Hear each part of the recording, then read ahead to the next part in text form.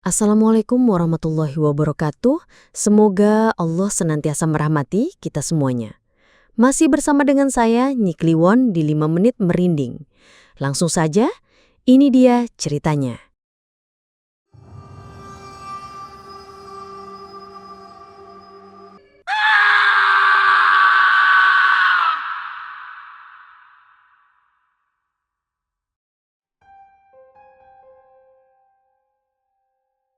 Di sebuah bilik toilet sekolah yang remang dan berbau pesing, secarik kertas lusuh tergeletak di lantai yang basah. Di atasnya tertulis daratan angka 77777 dengan spidol merah yang seolah luntur oleh kelembapan. Di luar, Guntur tiba-tiba menyambar, memadamkan satu-satunya lampu koridor yang berkedip-kedip. Sunyi yang mencekam tiba-tiba pecah oleh suara dering telepon dari dalam bilik yang kosong itu. Sebuah nada panggil yang seharusnya tidak pernah ada. 2 hari sebelumnya, di koridor sekolah menengah atas Nusa Bangsa yang ramai, desas-desus itu menyebar lebih cepat dari wabah cacar. Cerita tentang Mr. Gepeng, arwah pengusaha kaya yang tewas mengenaskan terjepit lift, kembali menjadi buah bibir. Legenda urban dari era 90-an itu bangkit dari kuburnya, menghantui para siswa yang baru mengenalnya. Konon, arwahnya yang gepeng kini bersemayam di toilet sekolah yang paling angker, di ujung koridor dekat gudang tua. Adalah Budi, seorang siswa kelas 2 yang terkenal nekat dan selalu ingin membuktikan keberaniannya, yang paling antusias dengan cerita itu. "Ah, itu cuma omong kosong," serunya di tengah kerumunan teman-temannya di kantin. Di seberangnya, Rina, gadis yang lebih logis dan pendiam, hanya menggelengkan kepala. "Jangan main-main, Bud. Kata orang tua, hal-hal seperti itu jangan ditantang," ujarnya pelan. Namun hasutan dari teman-temannya, terutama dari Bayu yang selalu memanas-manasi, membuat Budi semakin tertantang. Kalau berhasil panggil dia, katanya bisa minta uang loh. Tinggal telepon 777777777. Celetuk Bayu sambil terkekah. Tawa mereka menggema, menutupi rasa ngeri yang sebenarnya menyelinap di hati sebagian dari mereka. Malam itu, didorong oleh rasa penasaran dan gengsi, Budi memutuskan untuk melakukan ritual pemanggilan itu. Ia menyelinap kembali ke sekolah yang sudah gelap dan sunyi. Suara langkah kakinya sendiri terdengar begitu keras di koridor yang kosong. Tiba-tiba, angin dingin berhembus entah dari mana, membuat bulu kuduknya berdiri. Sesampainya di depan toilet angker itu, hawa lembab dan bau anyir yang aneh menyambutnya. Dengan tangan gemetar, ia masuk ke salah satu bilik, mengetuk pintu dari dalam sebanyak 3 kali, lalu membukanya. Kosong, hanya ada keheningan yang menyesakkan. Merasa konyol, ia pun pulang, meski hatinya masih menyimpan sedikit rasa was-was. Keesokan harinya, Budi menjadi bahan tertawaan karena kenekatannya yang dianggap sia-sia. Namun, sesuatu yang aneh mulai terjadi. Saat Budi sedang mencuci tangan di toilet dekat kelasnya, tiba-tiba dari bilik paling ujung terdengar suara keran air menyala sendiri. Ketika ia memberanikan diri untuk memeriksa, tidak ada siapa-siapa di sana dan keran itu pun sudah mati. Kejadian aneh tidak berhenti di situ. Di kelas, saat pelajaran Pak Tirtayasa, seorang guru sejarah yang galak, Budi merasakan ada yang menepuk pundaknya dari belakang. Tiba-tiba, ia menoleh, namun tidak ada siapapun di sana. Teman sebangkunya, Adi, bahkan tidak bergerak dari posisinya. "Kenapa kamu, Bud?" tanya Adi, heran melihat Budi yang pucat pasi.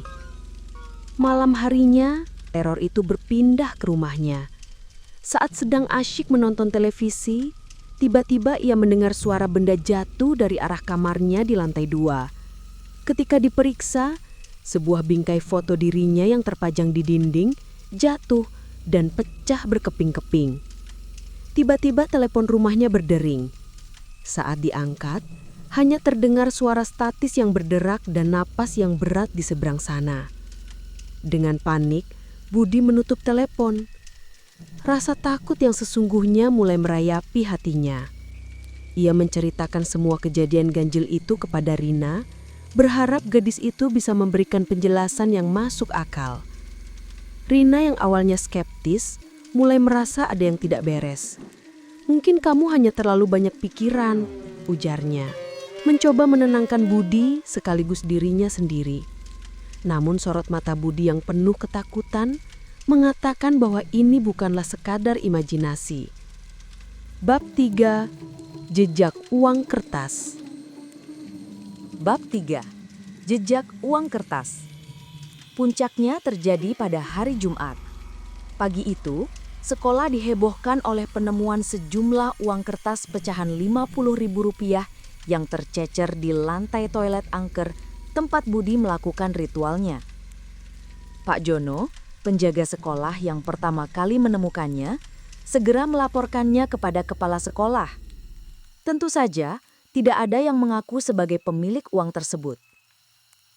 Kabar ini langsung menyebar dan menjadi perbincangan utama. Budi, yang mendengar berita itu, merasa lambungnya seperti diremas. Uang itu persis seperti yang diceritakan dalam legenda Mr. Gepeng. Ketakutannya kini bercampur dengan rasa bersalah. Ia merasa telah melepaskan sesuatu yang seharusnya tetap terkunci dalam kegelapan. Siang itu, Budi, Rina, dan Bayu memberanikan diri untuk melihat toilet itu dari dekat. Garis polisi kuning sudah terpasang di pintunya. Dari celah pintu, mereka bisa melihat suasana di dalam yang lebih lembab dan gelap dari biasanya. Tiba-tiba, Bayu menunjuk ke lantai yang basah. "Lihat!" serunya dengan suara tertahan. Di antara genangan air, terlihat jejak basah tipis yang memanjang, seolah-olah ada sesuatu yang gepeng dan panjang diseret di lantai itu menuju ke salah satu bilik. Tiba-tiba, dari dalam bilik itu terdengar suara decitan pintu yang terbuka perlahan, padahal tidak ada angin sama sekali. Mereka bertiga lari tunggang langgang, tidak berani menoleh ke belakang lagi. Malam itu, Budi tidak bisa tidur. Setiap suara derit di rumahnya membuatnya terlonjak kaget. Ia merasa terus diawasi. Sekitar tengah malam, ponselnya yang tergeletak di meja tiba-tiba bergetar. Dengan jantung berdebar kencang, ia melihat layar ponselnya.